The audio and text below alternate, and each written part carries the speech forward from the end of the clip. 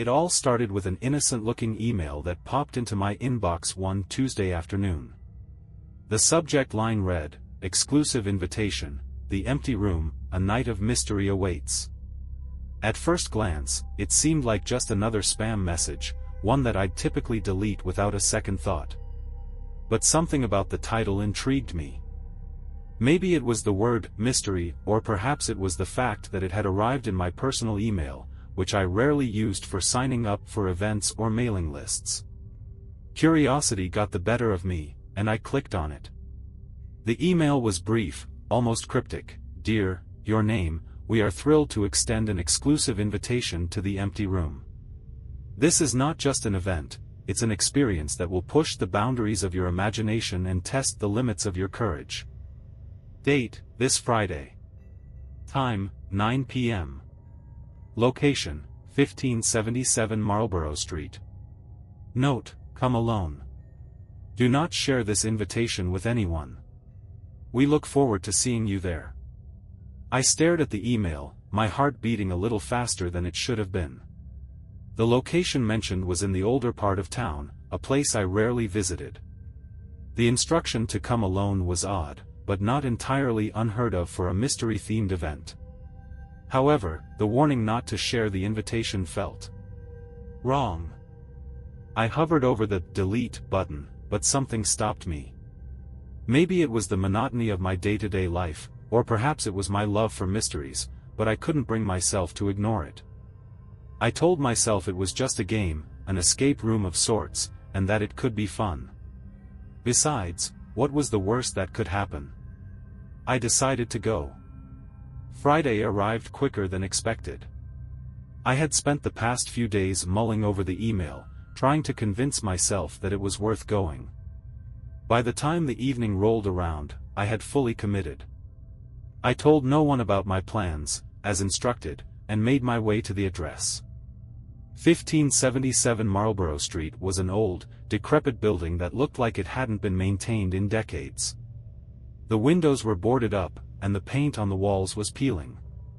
A dim, flickering streetlight cast eerie shadows on the cracked pavement.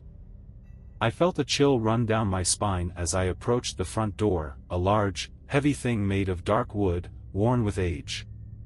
There was no sign or indication that I was in the right place, but I had a feeling that this was it. Taking a deep breath, I knocked on the door. There was no response at first, but just as I was about to knock again, the door creaked open on its own. The interior was dimly lit, with only a few candles providing light. The air was thick with the scent of old wood and dust. As I stepped inside, the door closed behind me with a loud thud, making me jump. My heart raced, but I tried to calm myself. It was just part of the experience, I told myself. The hallway I found myself in was narrow and led to a single door at the end.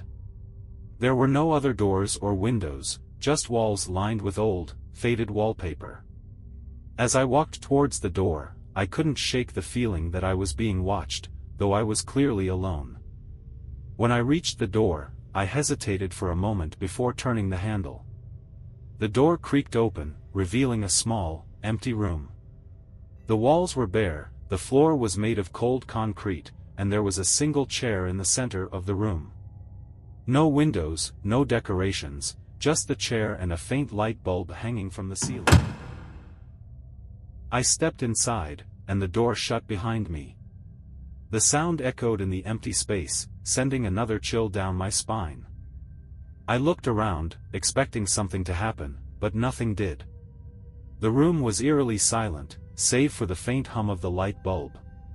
I was about to turn back and leave when I noticed something strange. The chair in the center of the room.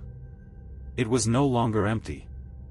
I blinked, convinced that my eyes were playing tricks on me, but when I looked again, there was no mistaking it. A small, black box sat on the chair. My pulse quickened as I approached the chair. The box was plain, made of some sort of dark wood, and looked old. There were no markings or designs on it, just a simple latch that kept it closed. I hesitated. Part of me wanted to open it, to see what was inside, but another part of me was screaming to leave, to get out of this place. The room was suffocatingly silent, the air thick with tension. Against my better judgment, I reached out and unlatched the box. The lid creaked as I opened it, revealing its contents. Inside, there was a piece of paper, neatly folded, and an old, silver key. I picked up the paper first. It felt fragile, as if it might crumble in my hands. I unfolded it carefully and read the message written in neat, almost elegant handwriting: "Congratulations. You have been chosen to participate in a game. The rules are simple: you must use the key to unlock the door to your escape. However, the key will only work if you face your fears and discover the truth hidden within this room. Failure to do so will result in permanent residency. Good luck." My hands trembled as I read the note. This was more than just an escape room, this was something far more sinister. The key in the box suddenly felt heavier, as if it carried the weight of whatever was about to happen. I looked around the room, my eyes scanning for anything that might give me a clue. But there was nothing. Just the chair, the box, and the bare walls. Panic began to set in. The note had mentioned facing my fears, but what did that mean? What truth was I supposed to find?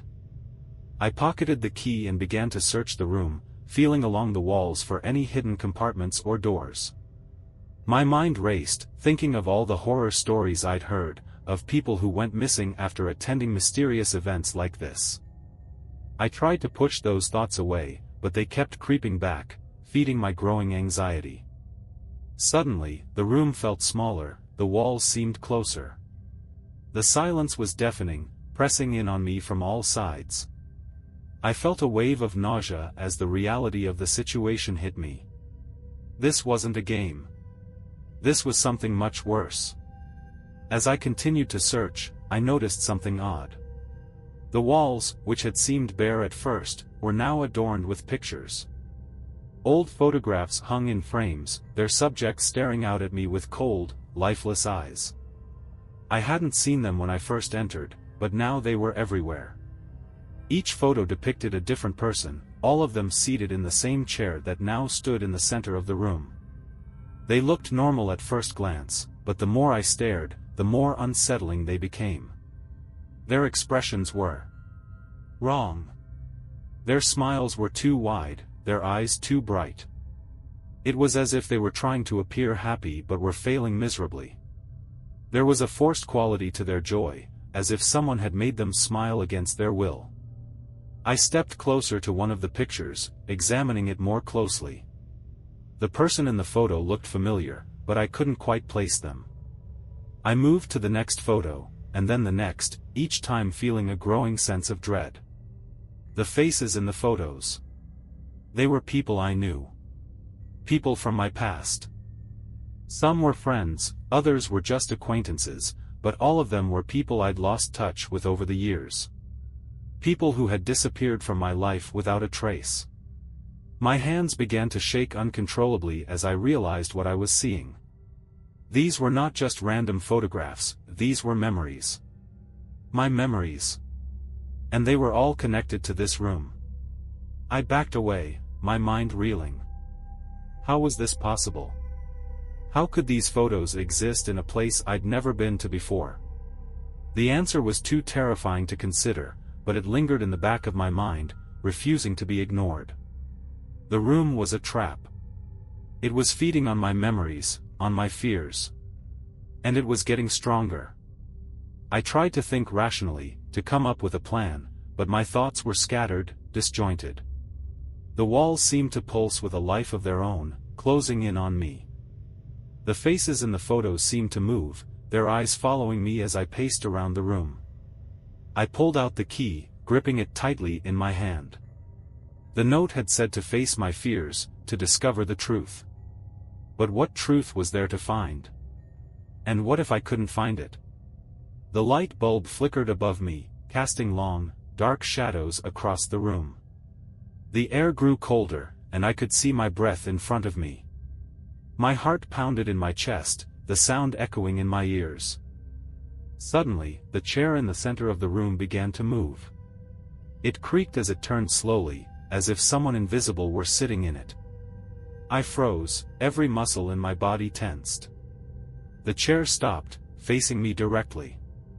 I could feel a presence in the room, something dark and malevolent.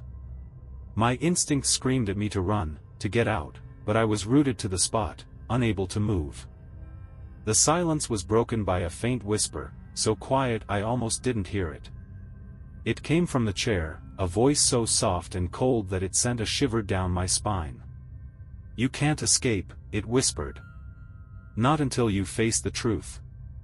I wanted to scream, to shout at the voice to leave me alone, but no sound came out. My throat was dry, and my voice was caught in my chest. The room seemed to spin, the walls closing in on me, suffocating me. The presence in the chair grew stronger, more oppressive. I could feel it watching me, waiting for me to break. My thoughts raced, trying to piece together what was happening, but nothing made sense. I gripped the key tighter, my knuckles turning white. The voice was right. I couldn't escape. Not yet. Not until I faced whatever was hiding in this room. But what was it?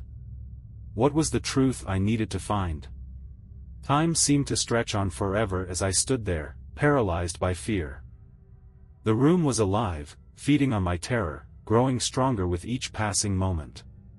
The faces in the photos continued to watch me, their expressions twisted and unnatural. I had to find a way out. I had to escape before it was too late. But how? Then, it hit me. The truth. The one thing I had been avoiding, the one fear I had never confronted. I turned to the chair, my heart pounding in my chest. The presence was stronger now, almost tangible. I could feel it pressing down on me, suffocating me. "I know what you are," I said, my voice trembling. You're my fear. You're the part of me I've been running from, the part of me I've tried to forget." The chair creaked, as if in response. The air grew colder, the shadows darker. But I didn't back down. I couldn't. Not now. "I've been hiding from you," I continued, my voice growing stronger. "But I can't hide anymore. I have to face you, to confront what I've been running from." The presence in the chair shifted, as if considering my words. The light bulb flickered, casting strange, distorted shadows on the walls. "I won't let you control me," I said, my voice steady now. "I won't let you trap me here. I know the truth now. I know what I have to do." With those words, the room seemed to change. The oppressive atmosphere lifted slightly, and the presence in the chair began to fade. The faces in the photos blurred, their expressions softening. I took a deep breath, feeling a sense of clarity wash over me. I had faced my fear, confronted the truth. And now, it was time to leave. I approached the door, key in hand. The presence was still there, but it was weaker now, diminished. I could feel it watching me, but it no longer had the power to stop me. I inserted the key into the lock and turned it. The door clicked open, revealing the hallway beyond. I stepped through, leaving the room behind. As I walked down the hallway, I felt a weight lift off my shoulders. The fear that had gripped me was gone, replaced by a sense of calm. I had faced the truth, confronted my fear, and survived. But as I reached the front door, I couldn't shake the feeling that something was still watching me. I turned back, half expecting to see the presence following me, but there was nothing. I stepped outside, breathing in the cool night air. The building loomed behind me, dark and foreboding. But I was no longer afraid. I had faced the empty room and emerged victorious. But I knew that I would never forget what I had experienced. The memory of that room, of the fear and the truth I had confronted, would stay with me forever. As I walked away, I felt a strange sense of closure, as if a chapter of my life had ended. I had faced my deepest fear and come out stronger. But I also knew that the empty room would always be there, waiting for the next person to find it. And I could only hope that they, too, would have the courage to face the truth and escape. Comment below, would you dare enter the empty room alone? If this story gave you chills, make sure to smash that like button.